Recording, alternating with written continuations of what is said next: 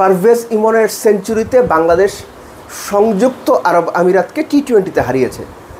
পারভেজ ইমনের সেঞ্চুরি যতটুকু ব্রিলিয়ান্ট, বাংলাদেশের পুরো ব্যাটিং লাইন আপের ব্যাটিং ঠিক ততটাই বাজে।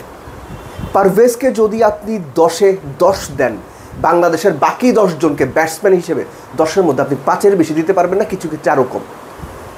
পারভেজের ব্যাটিংয়ে আমি পরে আসছি। আপনি একটা ব্যাপার শুধু চিন্তা করেন যে 8 উইকেট হাতে নিয়ে শেষ 10 ওভারে আপনি কোনো রকমে 100 তুলতে পারলেন না, কোনো রকমেই আপনি 100 তুলতে পারলেন না। 103 রান ছিল বাংলাদেশের 10 ওভার শেষে 2 উইকেটে। সেই দলটা 191 করল।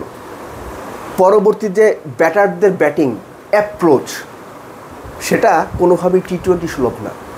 পরিকল্পনার দৈন্য, মানসিকতার দৈন্য, অ্যাপ্লিকেশনের দৈন্য, সব কিছু মিলেই বাংলাদেশের ইনিংসের দ্বিতীয় সর্বোচ্চ স্কোরার কে জানেন?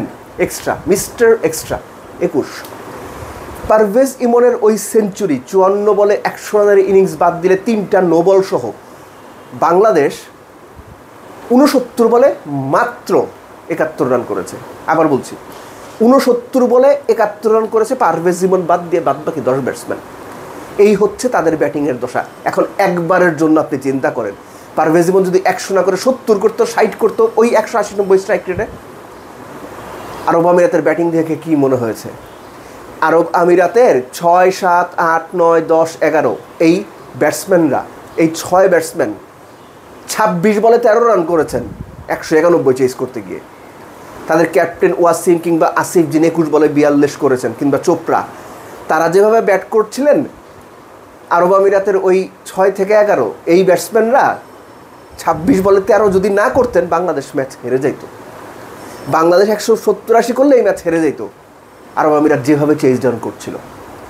সো পারভেজ ইমনের বিষয়টা যে বাংলাদেশের দ্বিতীয় সেঞ্চুরি টি-20তে, সেই 2016 টি-20 বিশ্বকাপের কোয়ালিফায়ারে ওমানের বিপক্ষে ধর্মশালাতে তামিম ইকবাল করেছিলেন। তার এত বছর পর বাংলাদেশের কেউ একজন টি-20 100 করলেন। এটা কতটুকু স্পেশাল বাংলাদেশের জন্য, এই তথ্যটাতেই বোধহয় সেটা পরিষ্কার। কারণ এর সঙ্গে আরেকটা ব্যাপার পরিষ্কার, যে আমরা টি-20টা ঠিক কীভাবে খেলি।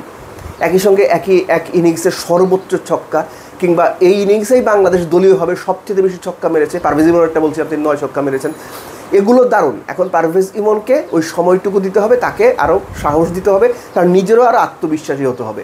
বোলিংয়ের দিকে যদি আসি, বাংলাদেশের ম্যাচটা ঘুরিয়ে দিয়েছেন তানজিম হাসান সাকিব।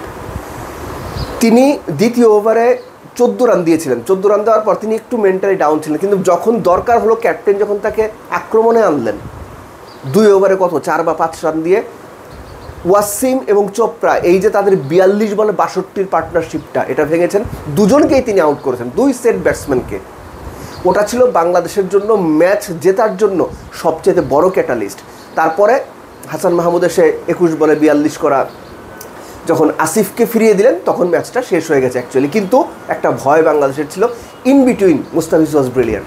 মুস্তাফিজের ওই রান কম দেওয়া, কিংবা 4 ওভারে তিনি মাত্র 15-16 রান দিয়েছেন, ওই বোলিংটা সংযুক্ত আরব আমিরাতের বিপক্ষে কন্টিনিউয়াস প্রেশার বাড়িয়েছে।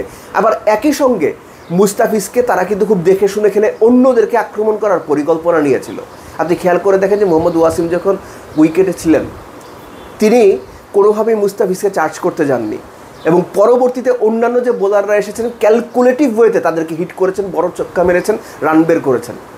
অর্থাৎ একটা স্ট্র্যাটেজিক্যাল প্ল্যান নিয়ে চমৎকারভাবে 191 চেজ ডাউন করার রুটেই ছিল আরব আমিরাত। কিন্তু বাংলাদেশের পেস বোলাররা স্পেসিফিক্যালি দারুণ বল করে বাংলাদেশকে ম্যাচটা জিতিয়েছে, কিন্তু ব্যাটিংটা খুবই বাজে হয়েছে। লাস্টলি আরব আমিরাতের সঙ্গেও বাংলাদেশকে যেভাবে ধুঁকতে হয়েছে, পারভেজ ইমনের ওই সেঞ্চুরি বাদ দিলে বা বোলারদের পারফরমেন্স বাদ দিলে, স্পেসিফিক্যালি ব্যাটারদের পারফরমেন্স, এই ধুঁকতে দেখাটা না ভালো লাগে না। বাট বাংলাদেশ টিমের অ্যাপ্রোচ এই ম্যাচটাতে ঠিকই ছিল। বাংলাদেশ যদি 200-র উপরে রান করতে পারতো আরও ভালো লাগতো।